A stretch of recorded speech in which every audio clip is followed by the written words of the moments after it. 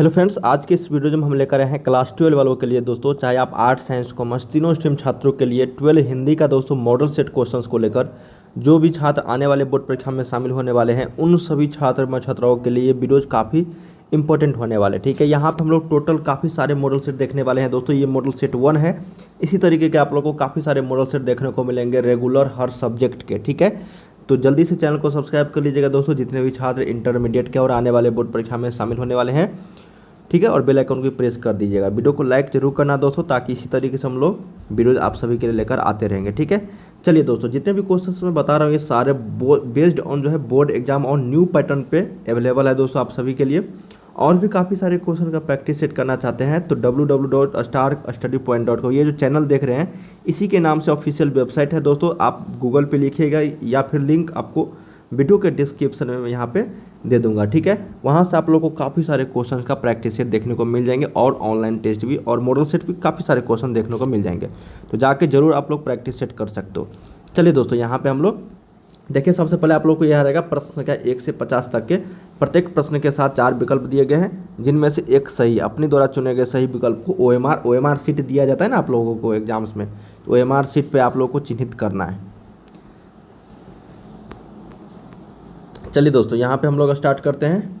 पहला प्रश्न model set 1 का कहा गया है दोस्तों कि करवक के रचयिता कौन है।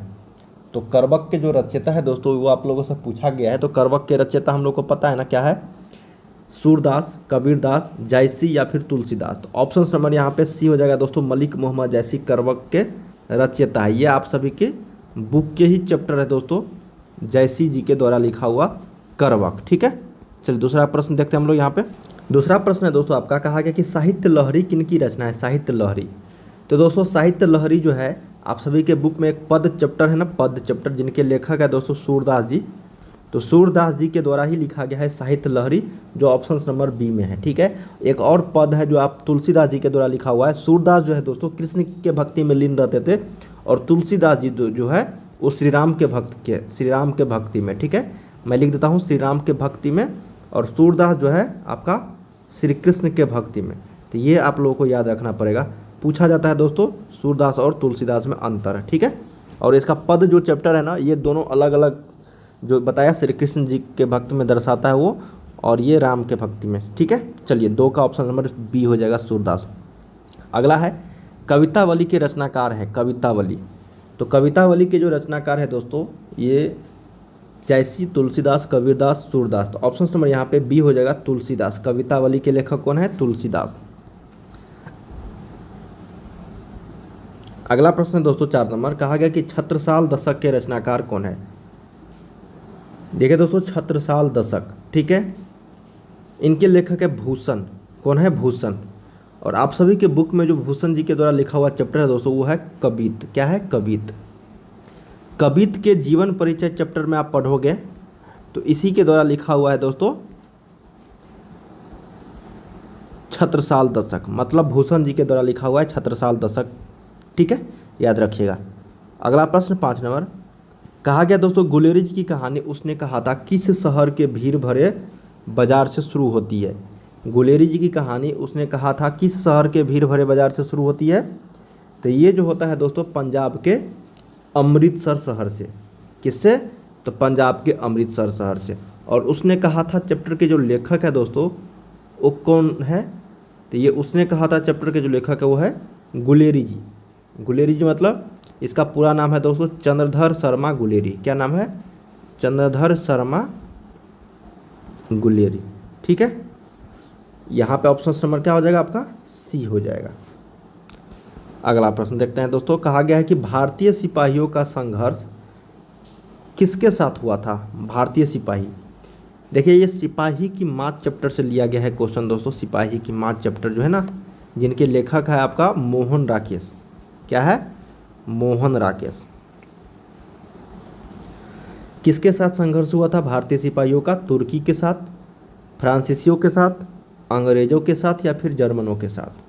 तो दोस्तों जब यहाँ पे लड़ने जाता है ना सिपाही, तो ये जर्मनों के साथ यहाँ पे लड़ने जाता है। ठीक है ना, मतलब जर्मनों के साथ संघर्ष हुआ था। तो ऑप्शन नंबर यहाँ पे डी के साथ चलेंगे हम लोग। भारतीय सिपाहियों का किसके साथ संघर्ष हुआ था, तो जर्मनों के साथ। अगला प्रश्न कहा गया दोस्तों कि जयप्रकाश नारायण जी 1974 ईस्वी में आपातकालीन के दौरान किस आंदोलन के लिए जेल गए थे। ये तो पता है सभी को दोस्तों कि जयप्रकाश नारायण जी जेल गए हुए थे 1974 के आंदोलन में। लेकिन वो कौन सा आंदोलन था दोस्तों, कृषक, छात्र, भूमिज या फिर इनमें से कोई। तो बहुत ही चर्चित आंदोलन था दोस्तों छात्र आंदोलन, जो केंद्र सरकार दिल्ली तक हिल गया था। पटना के विशाल गांधी मैदान से स्टार्ट हुआ था छात्र आंदोलन 1974 में, ठीक है, ऐतिहासिक गांधी मैदान। तो ये छात्र आंदोलन के कारण ही यहाँ पे जेल गए हुए थे दौरान। नेक्स्ट है 8 नंबर कि जयप्रकाश नारायण के पिता का नाम क्या था। तो जयप्रकाश नारायण जी के पिता का नाम था दोस्तों हरसुदयाल। क्या है? हरसुदयाल, ऑप्शन नंबर सी। और आप लोगों के बुक में संपूर्ण क्रांति लिखा हुआ है, जिनके लेखक है भी दोस्तों संपूर्ण क्रांति के लेखक, और ये भाषण भी दिया था संपूर्ण क्रांति पे। अगला प्रश्न है दोस्तों, रेणुका किसकी रचना है? रेणुका, तो रेणुका जो है दोस्तों ये रामधारी सिंह दिनकर जी के द्वारा लिखा हुआ। तो ऑप्शन नंबर सी के साथ चलेंगे यहाँ पे।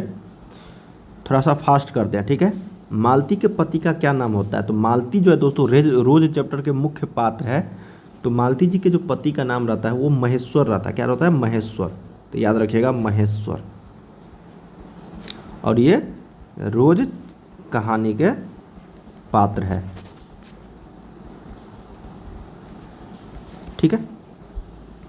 अगला प्रश्न, कहरानामा किसकी कृति है? कहरानामा, तो कहरानामा जो है दोस्तों ये मलिक मोहम्मद जैसी जी के द्वारा लिखा हुआ। देखिए ये मुस्लिम है ना, कहरानामा, बकरानामा, ये सारे जो है दोस्तों आपका मुस्लिम से ही रिलेटेड है। तो मलिक मोहम्मद जैसी यहाँ पे हो जाएगा, ऑप्शन नंबर ए हो जाएगा, ठीक है। चलिए अगला प्रश्न देखते हैं कि साहित्य लहरी रचना है। तो साहित्य लहरी जो रचना है दोस्तों ये किसके द्वारा लिखा हुआ है? अभी जस्ट हम लोग पढ़ रहे थे, सूरदास जी के द्वारा लिखा हुआ है। ये रिपीटेड क्वेश्चन है, ठीक है। चलिए अगला है 13 नंबर की सूर्य काव्य के 3 प्रधान विषय कौन कौन से होते हैं? सूर्य काव्य के, तो सूर्य काव्य के प्रमुख 3 विषय जो है दोस्तों वो है आपका विनय भक्ति, वात्सल और प्रेम श्रृंगार। संस्कृत अंग्रेजी ये वाला सब नहीं, गलती हो जाएगी। ऑप्शन नंबर यहाँ पे सी, विनय भक्ति, वात्सल और प्रेम श्रृंगार, ये सूर्य काव्य के 3 प्रमुख या फिर प्रधान विषय माने जाते हैं। तुलसीदास जी की माता का नाम क्या था? तो तुलसीदास जी की माता का जो नाम था दोस्तों ये पूछा हुआ है, तो ये हुलसी देवी था। तो ऑप्शन नंबर यहाँ पे ए जो है ये करेक्ट हो जाएगा, ठीक है।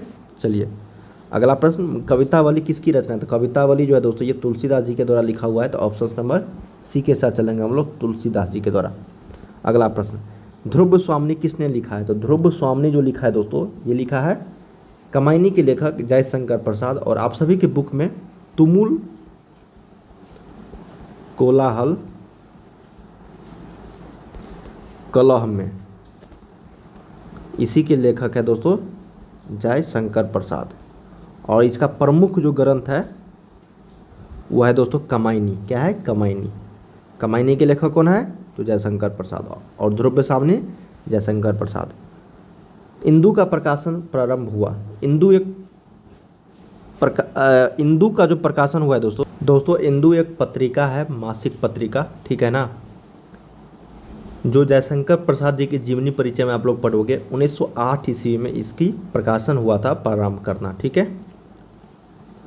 अंबिका प्रसाद जी के द्वारा, जो भांजा था दोस्तों जयशंकर प्रसाद जी की, ठीक है, उनकी प्रेरणा से ही वो स्टार्ट किया था इंदु पत्रिका। तो ऑप्शन नंबर यहाँ पे सी हो जाएगा दोस्तों 1908, याद रखिएगा। अगला प्रश्न, कहा गया दोस्तों कि सुभद्रा कुमारी चौहान जी की मृत्यु कैसी हुई थी? बहुत ही फेमस क्वेश्चन है दोस्तों ये पूछा हुआ कि सुभद्रा कुमारी चौहान जी की जो मृत्यु हुई थी वो किस तरीके से हुई थी? तो कार दुर्घटना में हो गई थी दोस्तों, ऑप्शन नंबर सी। और ये जो लेखक है आप लोग के बुक में किस चैप्टर के? तो पुत्र वियोग। अगला, बिखरे मोती कहानी संग्रह है। तो बिखरे मोती कहानी जो संग्रह है दोस्तों ये है आपका सुभद्रा कुमारी चौहान जी के द्वारा। अगला देखते हैं कि दूसरा सप्तक किसने लिखा है? तो दूसरा सप्तक जो चैप्टर है ये लिखा हुआ है दोस्तों रघुवीर शाही जी के द्वारा। और आप लोगों के बुक में रघुवीर शाही जी के द्वारा कौन सा चैप्टर लिखा हुआ है? अधिनायक। कभी कभी पूछ दिया जाता है इस तरह के प्रश्न। अब हम लोग चलते हैं दोस्तों व्याकरण सेक्शंस में। 20 क्वेश्चंस रहेंगे आप लोगों को, 20 से 25 क्वेश्चंस बुक सेक्शन से, और बाकी जितना भी बचा दोस्तों वो ग्रामर यानी व्याकरण सेक्शन से रहने वाले हैं। विद्यालय का संधि विच्छेद, विद्या जो आलय, थोड़ा सा फास्ट करते हैं अब व्याकरण को, ठीक है। संचय का संधि विच्छेद, समजोर चाहे संचय, समजोर चाहे संचय। ऑप्शन नंबर क्या हो जाएगा दोस्तों यहाँ पे, सी हो जाएगा। यथोचित का संधि विच्छेद, यथा जो उचित यथोचित, यथा जो उचित यथोचित। ऑप्शन नंबर ए के साथ चलेंगे। अगला प्रश्न है दोस्तों कि नीरव का संधि विच्छेद क्या है, नीरव का। तो नीरव का जो संधि विच्छेद है दोस्तों वो आपका हो जाएगा निह जो रब नीरव, निह जो रब नीरव। अगला प्रश्न देखते हैं दोस्तों, कहा गया कि तथापि का संधि विच्छेद कौन सा है, तथापि का। तो तथा जोर अपि, तथापि। अगला प्रश्न, अतिशय में कौन सा उपसर्ग, उपसर्ग पूछा गया अतिशय में, तो अतिशय में उपसर्ग अति। थोड़ा सा फास्ट कर रहे हैं दोस्तों ताकि आप लोगों को काफ़ी सारे क्वेश्चन कम समय में प्रैक्टिस हो सके। स्वागत में उपसर्ग क्या है, तो सु जोर आगत स्वागत। देखो जब भी उपसर्ग और प्रत्यय की बात है दोस्तों तो आप उसका ना संधि विच्छेद कर लेना, आपको आसानी से बन जाएंगे। प्रभुता में कौन सा प्रत्यय है, प्रभुता। तो ताप प्रत्यय कोई भी बता देगा, प्रभुता में ताप प्रत्यय होगा। अगला है दोस्तों कि गायक में प्रत्यय है, तो गायक में अक प्रत्यय, जो गाय जोर अक होता है गायक, तो अक लास्ट में लगाना, तो अक प्रत्यय हुआ। बाछे खिलना मुहावरे का अर्थ क्या है, तो बाछे खिलना मुहावरे का अर्थ है अत्यंत प्रश्न होना। क्या हो जाएगा, अत्यंत प्रश्न होना। अगला है दोस्तों कि हाथ पैर मारना मुहावरे का अर्थ क्या है, तो हाथ पैर मारना मुहावरे का जो अर्थ हो जाएगी वो जाएगा काफ़ी प्रयत्न करना। अगला है दोस्तों कि लेने के देने पड़ना मतलब लाभ के बदले हानि होना। क्या हो जाएगा, लेने के देने पड़ना लाभ के बदले हानि। सोमवार संज्ञा कौन सा है, तो सोमवार दोस्तों एक व्यक्तिवाचक संज्ञा है। अगर यहाँ पे सप्ताह पूछा जाता तो ये जातिवाचक हो जाती, लेकिन सोमवार में दोस्तों ये व्यक्तिवाचक है। सोमवार मंगलवार ये सारे व्यक्तिवाचक है। घर संज्ञा, तो घर तो जातिवाचक हो गया। राम का घर पूछा दिया जाए, राम का घर, तो ये व्यक्तिवाचक हो जाएगा। लेकिन यहाँ पे सिर्फ क्या पूछा गया दोस्तों, घर, तो घर तो बहुत सारे का होगा ना, तो इसलिए जातिवाचक संज्ञा का उदाहरण हो जाएगा ये। अगला, राम कलम से लिखता है, में से किस कारण की विभक्ति है, तो राम कलम से लिखता है ये कर्ताने क्रम को करण से, सी नंबर ऑप्शन हो जाता। 36, गीला का विलोम क्या होगा, तो गीला का विलोम हो जाएगा सूखा। उग्र का विलोम क्या होगा, तो उग्र का जो विलोम हो जाएगा दोस्तों वो हो जाएगा सौम्य, शांत। अगला है दोस्तों कि जागरण का विपरीतार्थ होगा। जागरण मतलब होता है जागना और निद्रा मतलब होता है सोना। तो ऑप्शन नंबर क्या हो जाएगा दोस्तों यहाँ पे, निद्रा। ये सोना जागना जगाना एक ही बात हुआ, ठीक है ना। ये निद्रा यहाँ पे हो जाएगा सही उत्तर। भूत का विपरीतार्थ क्या होगा, तो भूत का उल्टा हो जाएगा भविष्य। अगला है क्वेश्चन दोस्तों कि मैं खाना खा चुका तब वह आया वाक्य है। तो मैं खाना खा चुका तब वह आया, ये किस तरह का वाक्य है, तो ये संयुक्त वाक्य है। अगला प्रश्न, चतुर्थ शब्द कौन सा है, चतुर्थ शब्द। चतुर्थ शब्द जो है दोस्तों ये तद्भव शब्द है। अगला है खिड़की शब्द है। खिड़की शब्द जो है दोस्तों ये हो जाएगा आपका विदेशज। अगला प्रश्न देखते हैं कि बखूबी कौन सा समास है, बखूबी। तो बखूबी जो समास है दोस्तों ये आपका अव्ययीभाव समास है, ऑप्शन नंबर सी। अगला देखते हैं कि रस भरा, रस से भरा, रस भरा, रस से भरा कौन सा समास है दोस्तों, ये आपका हो जाएगा तत्पुरुष समास। राजभवन, राजभवन, राजा का भवन कौन सा समास हो जाएगा, ये हो जाएगा तत्पुरुष समास। राजकन्या ये सारे तत्पुरुष। धर्माधर्म, धर्म जो अधर्म द्वंद्व समास, जिसमें दो शब्द आ जाए तो द्वंद्व समास अलग अलग। त्रिभुवन द्विगु समास, त्रि मतलब गिनती की संख्या अगर आ जाए संख्या में तो ये आपको द्विगु समास का उदाहरण हो जाता है। जो कहा ना जा सके अकथनीय, क्या अकथनीय न अकथनीय बोलते हैं, ऑप्शन नंबर सी। जिसका कोई नाथ न हो कहलाता है, जिसका कोई नाथ न हो उसको बोलते हैं दोस्तों अनाथ, ऑप्शन नंबर सी। क्रम का विशेषण क्या हो जाएगा दोस्तों, तो कर्मिक, क्रम का विशेषण कर्मिक।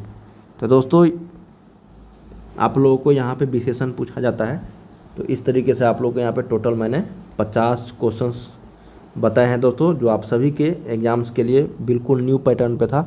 और हाँ दोस्तों इसी तरीके का आप लोग को हर सब्जेक्ट का सबसे पहले तो मॉडल सेट्स काफ़ी सारे देखने को मिलेंगे। वीडियो को लाइक ज़रूर कर लीजिए दोस्तों, और जितने भी छात्र इंटरमीडिएट के कम से कम आप लोग ऑब्जेक्टिव की अगर तैयारी करना चाहते हैं तो इस चैनल से जुड़ जाइए दोस्तों। ऑब्जेक्टिव का भरपूर तैयारी कराया जाएगा आप सभी को, ठीक है। तो चलिए दोस्तों, ताकि आप लोग 50 में जो ऑब्जेक्टिव रहता है ना 50 आसानी से लेकर आ जाओगे, इतना ना ऑब्जेक्टिव की तैयारी हो जाएगी आप लोगों को। तो सेट लगाने के लिए दोस्तों इस चैनल पर जरूर आइएगा। चलिए दोस्तों, मिलते हैं हम लोग नेक्स्ट वीडियो में, तब तक के लिए जय हिंद, जय भारत।